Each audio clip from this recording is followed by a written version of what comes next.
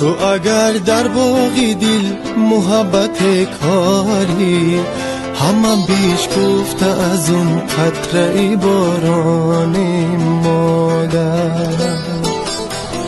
مادرها از غمی ما سوخته و بیماری، ما ولی رفته برا به بیابان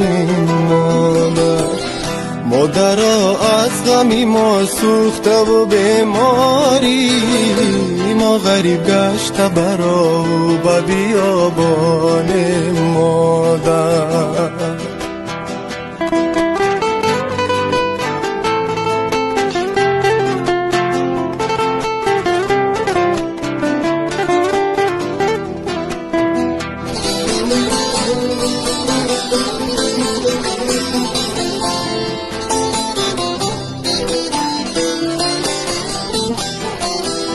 مادرها در غمی من خونی دل خوردی،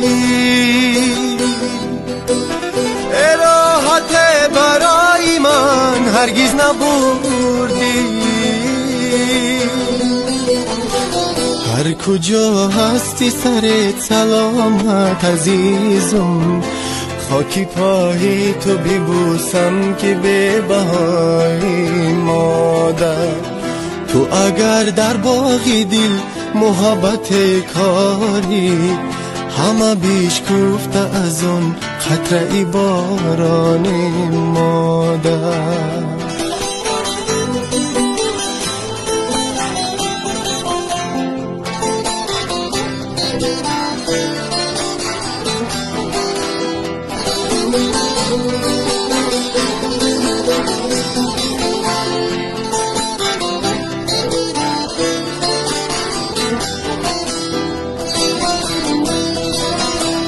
مادر افسانه غم از تو بگیرم،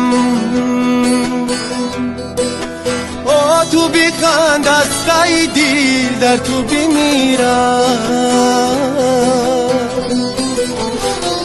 تو دیگر گریه نکن از غم دنیای، برای بعد نروم تا بنا کجای مادر. تو دیگر گریه نکن از غم دنیای، برای بعد نروم تا بنا کجای مادر.